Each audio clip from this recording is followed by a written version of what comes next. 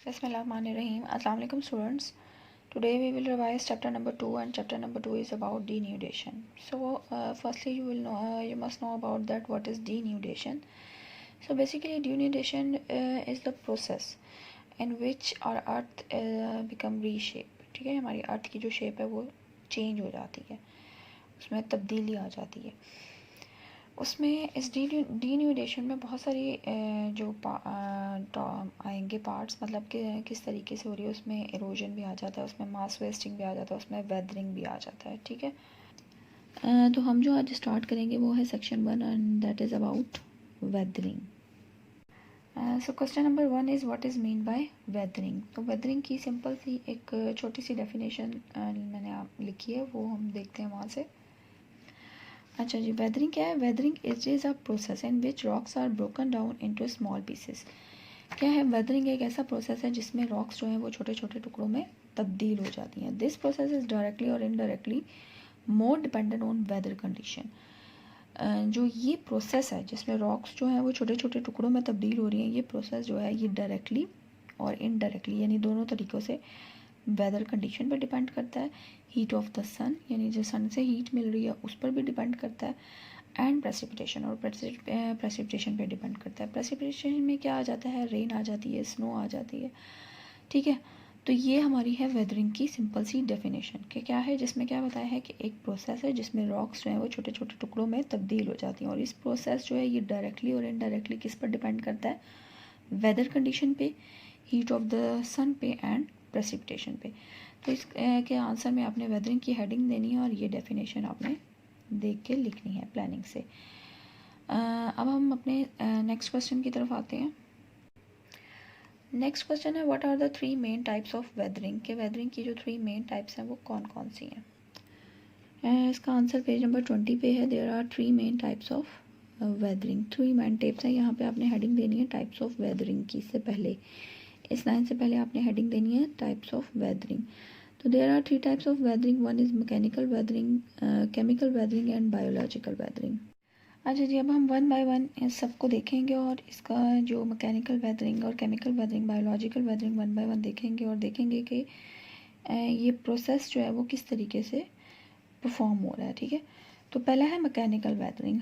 Mechanical weathering is also called physical weathering. तो अच्छा, ये जो तीनों वेदरिंग आप देखोगे इसमें मैकेनिकल वेदरिंग जो है वो एक ऐसी इसमें चेंजिंग आती है जो सिर्फ उसके फिजिकल फीचर्स को चेंज करती हैं, उसकी केमिकल कंपोजिशन से ये इसमें कोई लिंक नहीं है इसका। ठीक है, मैकेनिकल वेदरिंग का। अच्छा, क्या है? Mechanical weathering is also called physical weathering.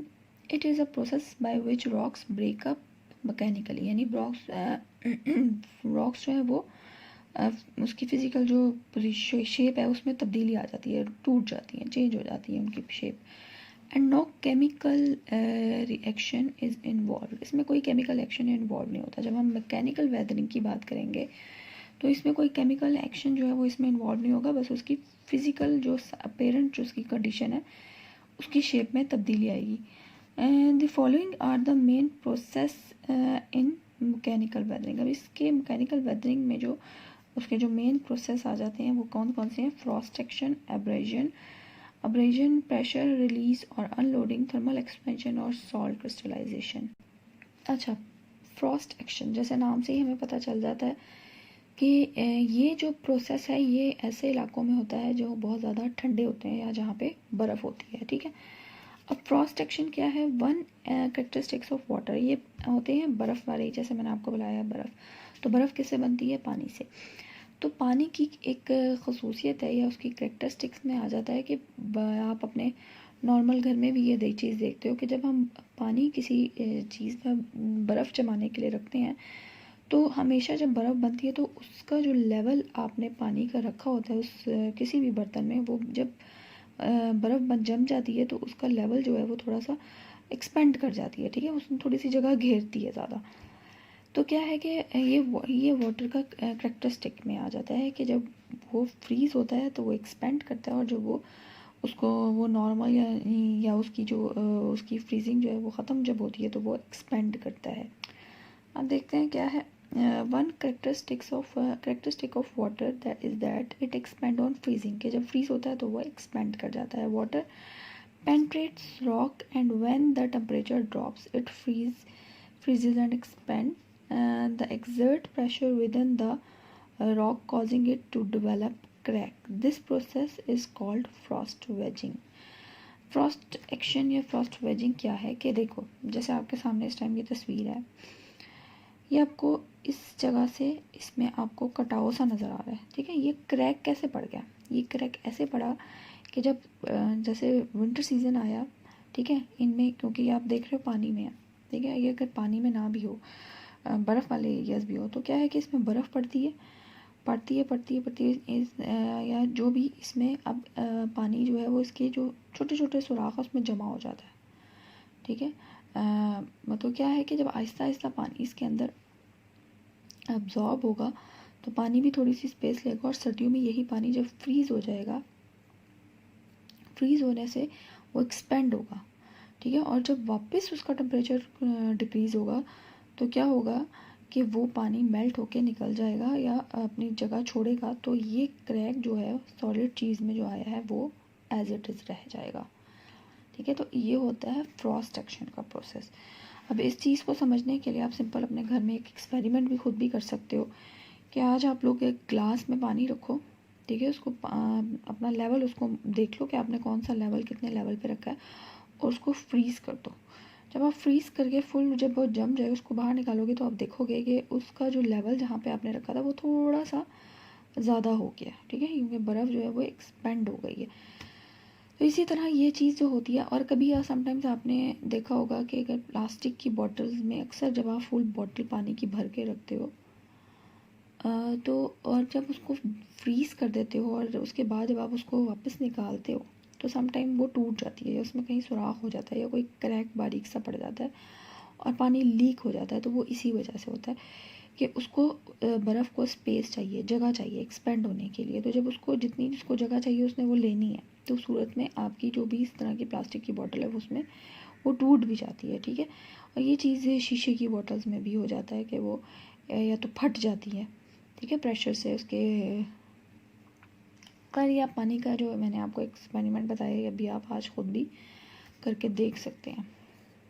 अच्छा, ये है हमारे पास फ्रॉस्ट एक्शन की एक पिक्चर, ठीक है। इसके अलावा मैं आपको एक और पिक भी शेयर कर रही हूँ, आप उस पिक में भी देखना वो बर्फ़ का एरिया है जिसमें एक बड़ा पत्थर है और उसमें क्रैक पड़ा हुआ है, और वो भी किससे पड़ा है? उसी बर्फ़ जो पानी ठंडा उसमें पानी गया और वो एक्सपेंड हुई बर्फ़ बन के, और जब वो वापस गर्मियों में मेल्ट हुई तो अपने वहाँ पे एक क्रैक छोड़ गई है। तो ये हमारा है Frost action.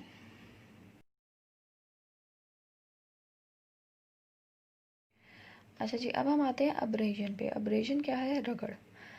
Another process of physical weathering is abrasion. In this process, the surface is ground away by loose pieces of rock when they are moved by river, water, glacier and wind.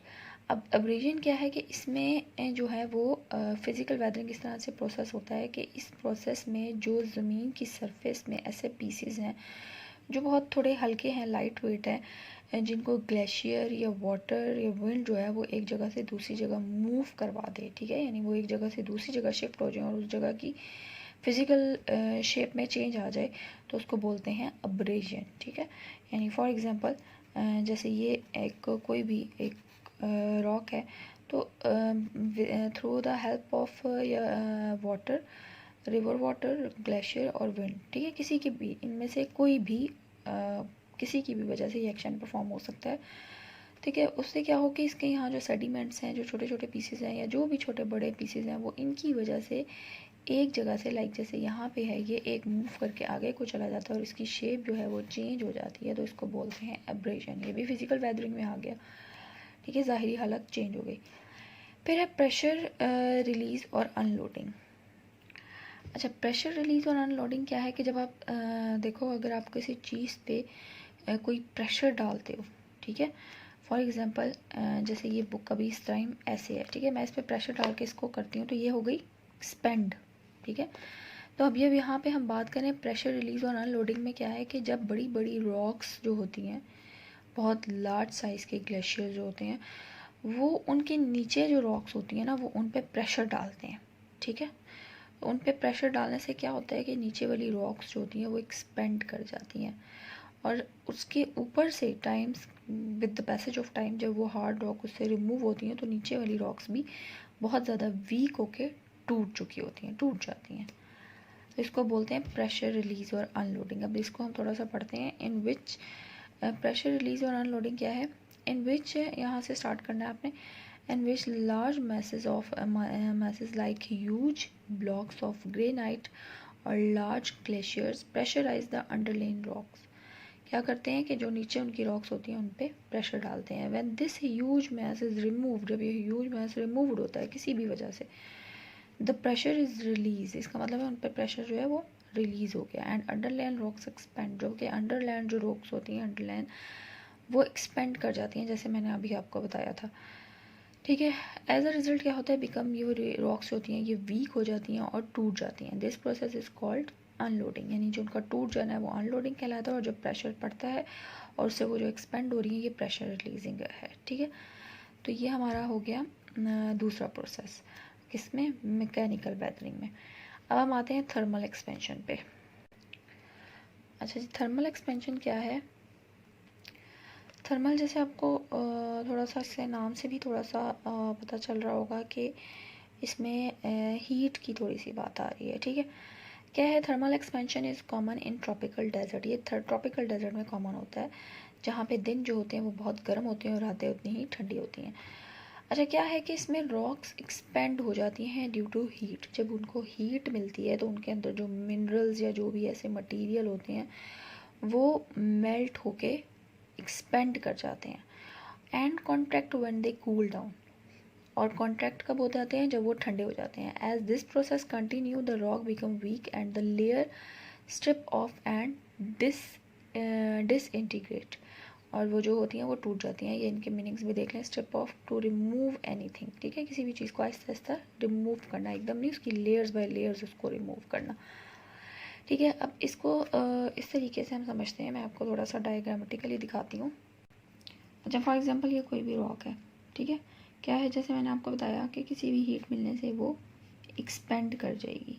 ठीक है, यहाँ पे ये normal position, उसके बाद जैसे ही expand हुई वो फैल गई, और जब वापस ठंडी होगी तो वापस वो कभी भी इस शेप में कन्वर्ट नहीं होगी। वो जहाँ पे जैसी होगी वो उसी तरह थोड़ी सी कांटेक्ट होके, यानी आप ये नहीं कह सकते हो कि वापस उस शेप में चली जाएगी, लेकिन वो आहिस्ता आहिस्ता फैलेगी। जैसे लावा पिघलता है, गर्म होता है तो आगे फैलता है।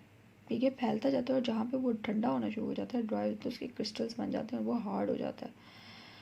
ठीक है, इसी तरह ये भी रॉक्स जो हैं ये गर्म होने से आहिस्ता आहिस्ता मेल्ट होगी और थोड़ी सी एक्सपेंड करती जाएंगी, और जैसे जैसे एक्सपेंड होती जाएंगी आहिस्ता आहिस्ता और ठंडी होके कॉन्ट्रैक्ट होंगी, फिर देन एक्सपेंड होंगी। ये प्रोसेस आहिस्ता आहिस्ता चलता रहेगा।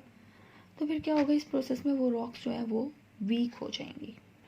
ठीक है, लेयर्स जो है वो वीक हो जाएंगी, और उसकी स्ट्रिप ऑफ, यानी 1 बाय 1 उसकी स्ट्रिप जो है आहिस्ता आहिस्ता वो रिमूव होती जाएंगी और टूट जाएंगी। ठीक है, तो थर्मल एक्सपेंशन आपने थर्ड लाइन से स्टार्ट करना है। Rocks expand due to the heat and contract when they cool down से लेकर ये डिसइंटीग्रेट तक। ठीक है, तो थर्मल एक्सपेंशन का मैंने आपको क्या बताया है कि थर्मल एक्सपेंशन ये क्या है कि रॉक्स जो हैं जब उनको हीट मिलेगी तो एक्सपेंड होंगी, और जब ठंडी कूल होंगी तो वो कॉन्ट्रैक्ट होंगी। तो ये प्रोसेस जो है इस तरीके से चलता रहेगा। कभी एक्सपेंड होंगी, देन कॉन्ट्रैक्ट होंगी, फिर एक्सपेंड, फिर कॉन्ट्रैक्ट, फिर एक्सपेंड, और वापस लेकिन अपनी पुरानी पोजीशन में नहीं जाएंगी। ये याद रखिएगा कि जैसे जैसे एक्सपेंड होंगी तो कॉन्ट्रैक्ट का मतलब ये नहीं है कि वो वापस अपनी पुरानी पोजीशन में इकट्ठी हो जाएंगी। वो एक्सपेंड होने के बाद फिर आहिस्ता से फिर उस जगह पे हल्की सी कॉन्ट्रैक्ट होगी, देन एक्सपेंड, एक्सपेंड, कॉन्ट्रैक्ट के ये प्रोसेस चलता रहेगा, और layer by layer, layer by layer, layer by layer जो है वो रॉक वीक होती जाएगी और टूट जाएगी। अच्छा जी, अब हम आते हैं सॉल्ट क्रिस्टलाइजेशन पे। सॉल्ट क्रिस्टलाइजेशन क्या है? When saline salty solution, salty solution यानी जिसमें जैसे नमकियात होते हैं वो जब उस रॉक में जज्ब हो जाते हैं, उन क्रैक्स में, जो रॉक में क्रैक्स पड़े होते हैं उनके जॉइंट्स में जब चले जाते हैं, seep into rocks crack and joints and then evaporate, और फिर जो पानी है वो तो एवेपोरेट हो जाएगा, लेकिन जो नमक है, ठीक है, जो सॉल्ट के क्रिस्टल है वो अंदर रह जाएंगे। तो क्या होगा, salt crystal are formed. Salt crystal also exert pressure in rocks and cause disintegration. फिर सॉल्ट का जो है क्रिस्टल वो अंदर प्रेशर डालेंगे। अच्छा, अगर आप लोगों ने नमक की कान देखी हो तो आपने उसके नमक का देखा होगा कि जो सॉल्ट के जो बड़े बड़े पत्थर से होते हैं ना, हैवी होते हैं, ठीक है, वो इतने लाइट वेट नहीं होते। जो आपके घर में सॉल्ट है एक पाउडर में, पीसेस में, छोटे छोटे पीसेस में, वो उस टाइम सॉल्ट, हम उसकी बात नहीं कर रहे हैं। और जो बड़ा पत्थर होता है ना, यहाँ पे उसकी बात हो रही है। तो सॉल्ट क्रिस्टलाइजेशन क्या है कि इसमें सॉल्ट जो है, उस जो नमकियात जो है पानी में, थोड़े जो नमक जिसमें शामिल है, वो क्रैक्स में, रॉक के क्रैक्स में जो है वो उसके अंदर चला जाता है। फिर उसके बाद टाइम टू टाइम वो पानी तो एवेपोरेट हो जाता है और सॉल्ट के क्रिस्टल पीछे रह जाते हैं। ये देख लें आप इधर। फिर क्या होता है कि वो इन रॉक्स में प्रेशर डालते हैं, उनको exert the pressure in the rocks and cause disintegrate. और आस्ते आस्ते क्या होता है, प्रेशर डालने से ये रॉक्स जो है वो कमज़ोर हो जाती है और वो टूट फूट का शिकार हो जाती है। ये देखें, इसमें क्रैक बन रहे हैं। अब देखें, जहाँ जहाँ पे ये बारीक है, आहिस्ता आहिस्ता ये चीज़ ईजीली टूट जाएगी और इसकी शेप में चेंज हो जाएगा। और ये प्रोसेस भी आहिस्ता से, आराम आराम से, स्लोली होता है। अच्छा, सॉल्ट क्रिस्टलाइजेशन की भी मेरे पास इसके अलावा एक और भी पिक है, वो भी मैं आपको शेयर करती हूँ, आप उसको भी देखना, ठीक है। फिर आपको सॉल्ट क्रिस्टलाइजेशन की भी समझ आ जाएगी।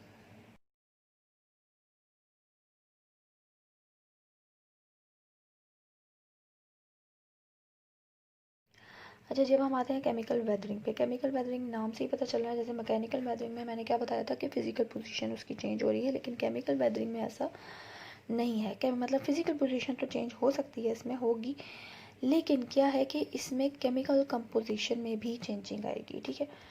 Chemical weathering is an important process in which rocks decompose and change into new mineral or chemical product। Chemical weathering क्या है कि इसमें जो है वो प्रोसेस में क्या होता है, रॉक्स जो हैं वो डीकम्पोज हो जाती हैं, यानी डीकम्पोज होना, किसी बड़ी चीज़ का छोटे छोटे टुकड़ों में तब्दील हो जाना, and change into new minerals, और फिर कोई नया मिनरल सामने लेके आना, ठीक है। यानी जो उसका जो एक बेसिक उसकी शेप है उसमें चेंज होना, उसको डीकम्पोज होना, और फिर एक कोई नया केमिकल प्रोडक्ट बन जाए, कोई नया केमिकल मिनरल बन जाए, तो उसको बोलते हैं chemical weathering. There are different process that take place over a period of time and cause chemical weathering, ठीक है। इस प्रोसेस में भी, जिस जगह पे भी ये प्रोसेस हो रहा है, इसमें भी थोड़ा सा टाइम लगता है, ठीक है। ये जो वेदरिंग आप देख रहे हो, इसमें मैकेनिकल वेदरिंग की बात करें या हम केमिकल वेदरिंग की बात करें या फिर बायोलॉजिकल वेदरिंग की बात करें, तीनों वेदरिंग में आपको इस चीज़ की जो एक चेंजिंग सामने आती है ना, वो बहुत जल्दी फ़ौरन से नहीं आती, वो टाइम टू टाइम, थोड़ा टाइम बाद आती है सामने, तो थोड़ा सा इसमें टाइम लगता है। The two main factor are describe लो। अब इसमें दो फैक्टर्स आ रहे हैं केमिकल वेदरिंग में, एक आ रहा है ऑक्सीजन का फैक्टर और एक आ रहा है कार्बन डाइऑक्साइड का फैक्टर। पहले हम ऑक्सीजन की बात करेंगे। The role of oxygen in weathering, oxygen which is abundant in the atmosphere, ठीक है। हमें पता है ऑक्सीजन जो है वो हमारे एटमॉस्फेयर में बहुत ज़्यादा अमाउंट में मौजूद है। Act as a chemical agent, जो कि केमिकल एजेंट के तौर पे काम कर रही है ऑन रॉक्स एंड मिनरल, ठीक है, रॉक और मिनरल पे।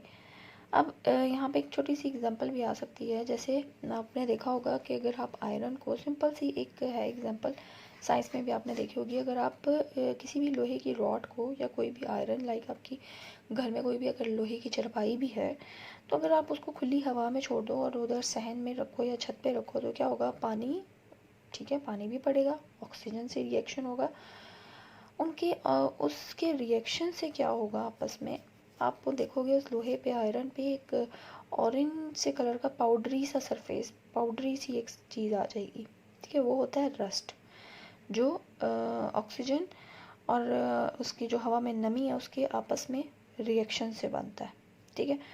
तो ये एक एग्जांपल है।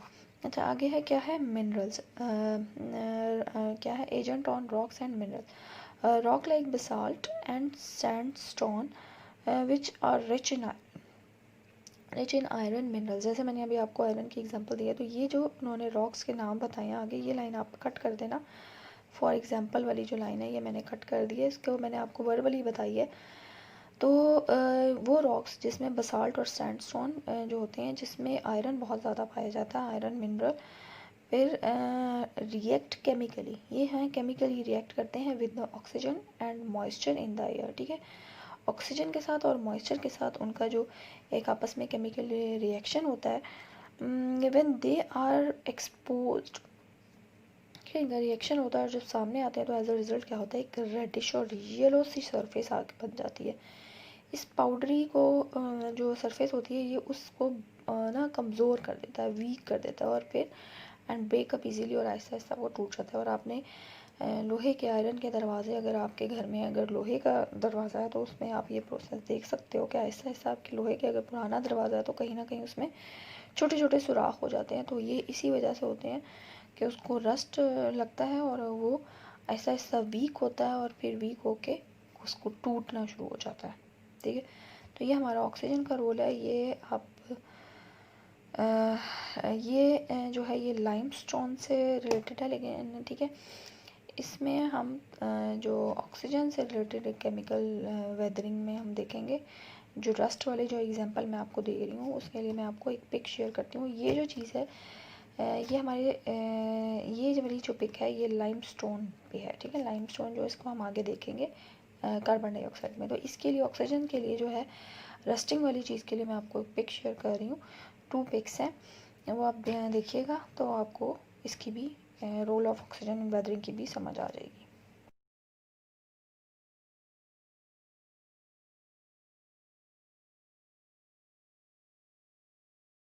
जब हम आते हैं रोल ऑफ एसिड पे, the most important natural source of acid of for rock weathering on earth surface is dissolve carbon dioxide in water. ठीक है। कार्बन डाइऑक्साइड जो है वो वाटर में डिजॉल्व हो जाती है। अब हवा में कार्बन डाइऑक्साइड भी मौजूद है। ठीक है। कार्बन डाइऑक्साइड जब पानी में डिजॉल्व हो जाती है, वाटर और carbon dioxide form carbonic acid. ठीक है। जब पानी और कार्बन डाइऑक्साइड आपस में, जैसे अभी मैंने आपको बताया कि कार्बन डाइऑक्साइड जो है वो वाटर में डिज़ोल्व हो जाती है, तो जब वो आपस में उनके डिज़ोल्व हो जाती है तो उससे जो सामने चीज़ बनती है वो होती है, कहते हैं उसको कार्बोनिक एसिड। ठीक है। Carbonic acid which dissolve the calcium carbonate. ठीक है। जो कार्बोनिक एसिड बनता है ये कैल्शियम कार्बोनेट में डिज़ोल्व हो जाता है। ठीक है। पहली बात मैंने आपको क्या बताई कि कार्बन डाइऑक्साइड जो है वो वाटर में डिज़ोल्व हो जाती है और बनता क्या है, carbonic acid, that is also dissolve in calcium carbonate. ठीक है। जो रॉक्स जिसमें कैल्शियम कार्बोनेट होता है लाइक लाइमस्टोन, अभी पीछे आपको उसकी पिक भी दिखाई है।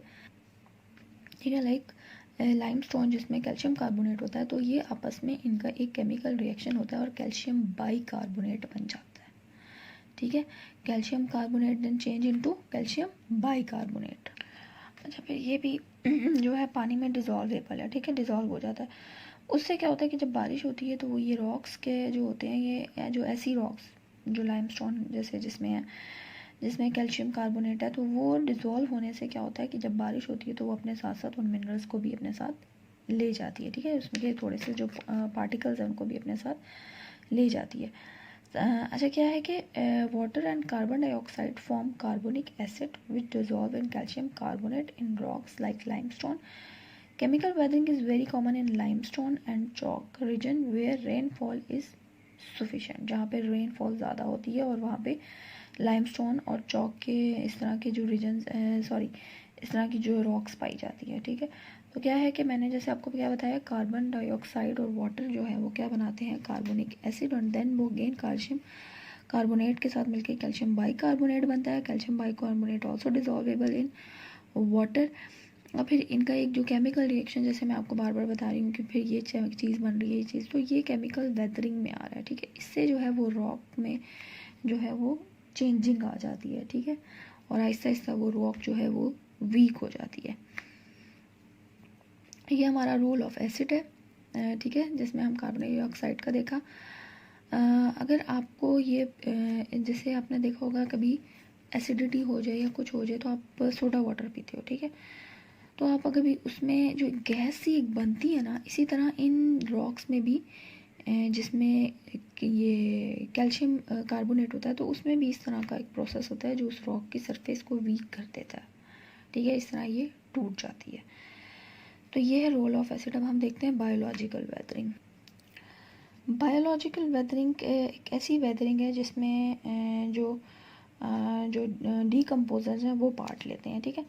चलिए हम इसको पढ़ते हैं। Another cause of weathering is the growth of plants on Rocky surface, ठीक है, जो रॉकी सरफेस है वहाँ पे प्लांट्स का ग्रो कर जाना, and plant roots which penetrate rocks, जब जो रूट्स हैं, ठीक है, जैसे बायोलॉजिकल में एनिमल्स भी आ जाते हैं और प्लांट्स भी आ जाते हैं, ठीक है। क्या है कि जब आपने देखा होगा पहाड़ों पे और रॉक्स में पे जब कोई पौधे निकलते हैं तो उनकी रूट्स जो हैं वो क्या करती हैं, वो उन रॉक्स को पेंट्रेट कर देती हैं, उसको फाड़ देती हैं, उनमें क्रैक्स ले आती हैं, एंड ब्रेक देम अप, उनको तोड़ देती हैं, ठीक है। तो ये बायोलॉजिकल वेदरिंग में आ रहा है। इसके बाद क्या होता है, break them up, the decay of plant. इसके अलावा अभी मैंने आपको ये प्लांट्स का बताया, the decay of plants and animal, जब प्लांट्स और एनिमल जो ख़त्म हो जाते हैं, ठीक है, लाइक एनिमल कोई जानवर मर जाता है या कोई प्लांट ऐसा है जो सूख गया है या ख़त्म हो गया है, ठीक है, तो क्या होता है कि इसमें मैटर में कंट्रीब्यूट टू केमिकल वेदरिंग, ये भी केमिकल वेदरिंग में कंट्रीब्यूट करते हैं through the formation of carbon dioxide and carbonic acid. अच्छा, इस सारे प्रोसेस में जो है वो डीकम्पोजर बहुत ज़्यादा पार्ट लेते हैं। वो क्या करते हैं कि वो इसको छोटे छोटे पीसेस में चेंज कर देते हैं और फिर उसको उसी में मट्टी में ही मिलके वो मट्टी का ही पार्ट बन जाते हैं। तो बायोलॉजिकल वेदरिंग में क्या आ रहा है, प्लांट्स और एनिमल आ रहे हैं through the formation of carbon dioxide and carbonic acid. तो ये हमारा बायोलॉजिकल वेदरिंग का पार्ट हो गया और ये हमारा पूरा क्वेश्चन कंप्लीट हो गया। क्वेश्चन के आंसर में आपने हेडिंग देनी है type of weathering. There are 3 types of weathering से लेकर बायोलॉजिकल वेदरिंग पे मैकेनिकल वेदरिंग कंप्लीट है यहाँ तक, सॉल्ट क्रिस्टलाइजेशन तक। पे वन बाय वन हम इसको एक्सप्लेन करेंगे। फ्रॉस्ट सेक्शन है, 1 करेक्टरिस्टिक्स ऑफ वाटर से लेकर फ्रॉस्ट वेजिंग तक। फिर है एब्रेजन, ये दोनों लाइंस कंप्लीट हैं। फिर प्रेशर रिलीज और अनलोडिंग है, ये फर्स्ट लाइन के लास्ट से स्टार्ट होगा। इन विच लार्ज मैसेज और like huge block of granite और लार्ज ग्लेशियर से लेकर अनलोडिंग तक। फिर है थर्मल एक्सपेंशन, ये है थर्ड लाइन से, rocks expand due to the heat and contract से लेकर डिसइंटीग्रेट तक। फिर है सॉल्ट क्रिस्टलाइजेशन, ये कंप्लीट है, कॉजेज डिसइंटीग्रेशन तक। फिर केमिकल वेदरिंग, ये है chemical weathering is an important process से लेकर ये यहाँ तक बिलो तक complete. With the role of oxygen in weathering आएगा, और ये जो मैंने लाइंस कट की हैं ये आपने भी कट कर देनी है। Oxygen which is abundant in the atmosphere से लेकर ये ब्रेकअप इजीली, ठीक है, फॉर एग्जांपल। और ये जो लाइन मैं आपको इस तरह कट है वो आप भी कट कर दीजिएगा। फिर आएगा role of acid the most important natural source से लेकर ये है सफिशेंट तक। फिर है biological weathering, another cause of weathering, ये लाइक मॉस एंड लेकिन ये आप कट कर देना। जस्ट एग्जांपल के बगैर यहाँ तक कंप्लीट लिखना है कार्बोनिक एसिड तक, ठीक है। तो ये हमारे क्वेश्चन नंबर 2 का आंसर है। Hopefully you understand it. Take care student, have a good day, अल्लाह हाफिज़।